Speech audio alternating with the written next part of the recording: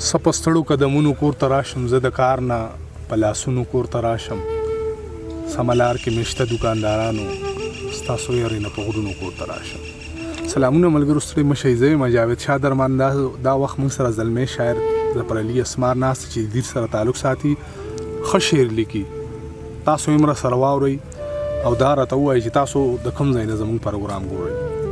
کم ظرف پیژنو د ظرف خاوندان هم پیژنو، مونږ د راتې او د سخت یاران هم پیژنو. محبت پیژنو د مینې د جذبو قایل یو، بې یاره ځکه یو فطرت د انسان هم پیژنو. څه ځکه نه وایو د یار له سترګو شرم راځي، ګنې نو مونږ اصلیت د جانان هم پیژنو. دا چې تنقید کوي زمونږ په کردارونو باندې، مونږ د دغه زاهدانو ایمان هم پیژنو. اسماره خیال د ازادۍ آزاد ګفتار غواړي، مونږ د خبرو نه ذهني غلامان هم پیژنو. سترګې مو نمجنې ګرځولې دي، وخت په مونږ میچنې ګرځولې دي. سترګې مو نمجنې ګرځولې دي، وخت په مونږ میچنې ګرځولې دي. چاله یې وصال غېږې له وړی دی، مونږ پسې لمنې ګرځولې دي. چا خالونه ختم په تیزاب وکړل، چا ورپسې ځنې ګرځولې دي. بیا ته بې وادې نه شې په دې غرض، ما د ګړۍ ستنې ګرځولې دي. او ستا په لټون ستا اسمار خبرې یې ته خپو کې څومره غنې ګرځولې دي. چې څه دي د قاضي د وړ او پړ حقیقتونه، معلوم دي راته داسې څو لغړ حقیقتونه. چې څه دي د قاضي د وړ او پړ حقیقتونه، معلوم دي راته داسې څو لغړ حقیقتونه. د هر محترم سترګې به په ځمکه شي ورخښې، بیان که کړم د دې سرلوړ لوړ حقیقتونه. د هر چا دورنګي به د جهان مخې ته راوړم، راوړي مې د ځان سره یو لړ حقیقتونه. د وخت هوا به لرکي ګرد د ژوند د آینې نه، ښکاره به شي هر چا ته دا خپل خړ حقیقتونه. اسماره لږ د خولې لره برغولی وکړه یاره، بې ځای به دې په چا باندې کړي مړ حقیقتونه. دغه شعرونه چې ای ته خبرې چې زه څنګه زندګي کوم، بس لنډه دا چې یوه ورځ به خودکشي کوم.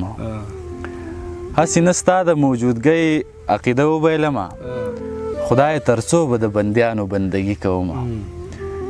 ځان مې ړوند کړی دی په دې چې مجبورۍ لرمه، چې ورپسې یم د شمکورو پیروي کومه. زه چې تر دې دمه بې یاره یم، سبب یې دا دی زه د زړه حال بیانولو کې سستي کومه. ته به تر څو د خپل میادي ښایست غرور کې ډوب یې، زه به تر څو درته دا سوال منت زاري کومه. اسماره اوښکې د بڼو څوکو ته نه راپرېږدم، د خلکو مخ کې د خندا اداکاري کومه. سکون ته خطره ده، اطمینان ته خطره ده، زما د حساسیت نه زما ځان ته خطره ده. په ما پسې په دې لاره څو ښکلي را روان دي، زاهده سترګې پټې که ایمان ته خطره ده. نن بیا د زورورو د کاله مشر غوسه دی، نن بیا زما د خوا رجز ګریوان ته خطره ده. په خوله ټپې د امن او په لاس کې مشالونه، قتلیږي به په لاره دې کاروان ته خطره ده. په ضد ورته پرانیسته د مرمو د دوکان وشوه، یارانو د ګلونو دې دوکان ته خطره ده. دی دا سرکتي خلک بغاوت ته جوړوي، باچا دا سړی واچوه زندان ته خطره ده. د کلي دهقانان ځي د محل پهردارۍ له، خبر دی چې زمونږ د کلي خان ته خطره ده. اسماره بیا د شپو د روڼولو اندازه ده، جانان خبره جوړه کړه خفګان ته خطره ده. خندا په ما حرامه ده، آرام په ما حرام، بغیر له تا د ژوند هر یو ماښام په ما حرام.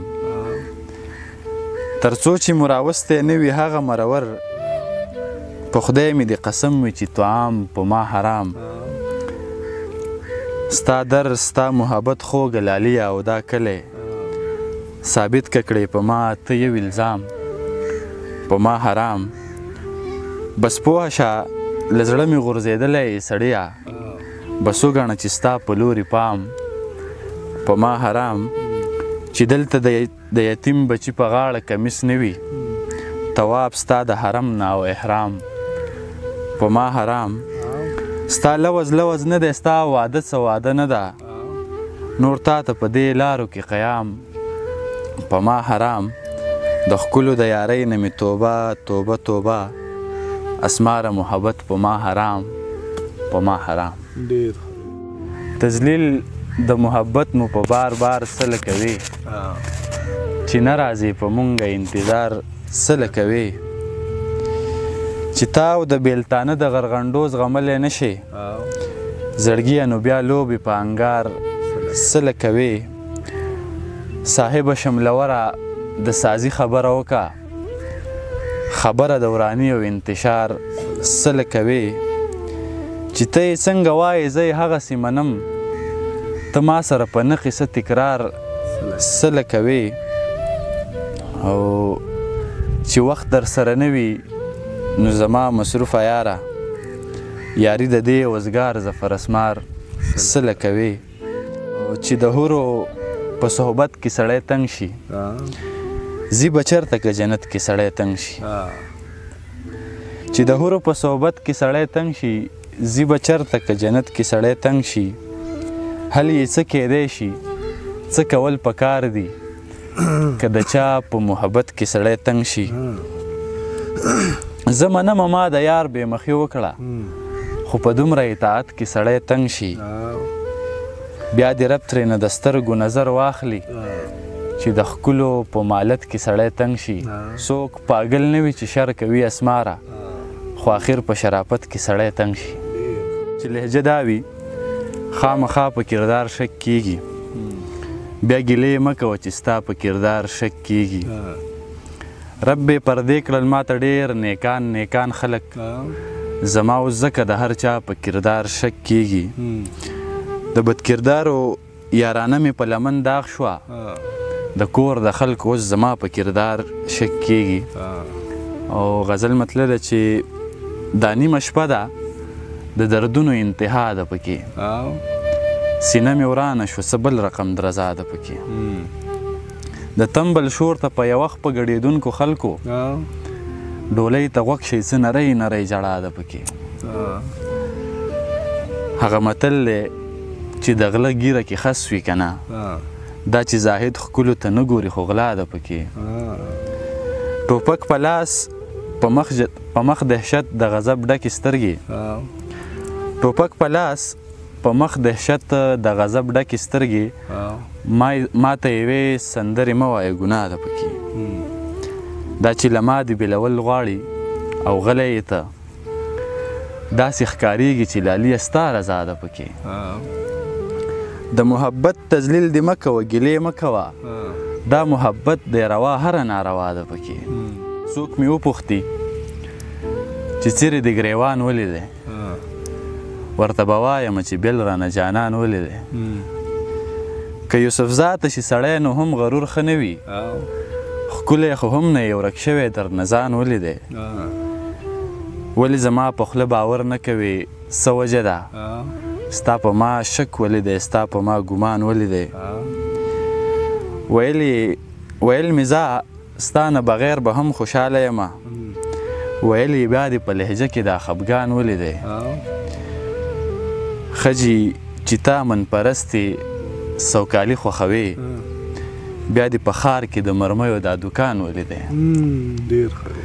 ښځې چې تا من پرستې سوکالي خوښوې بیا دې په ښار کې د مرمیو دا دوکان ولیدی ښه دا زه تا پسې د کوره پخیب له خپې ووتم زه خو حیران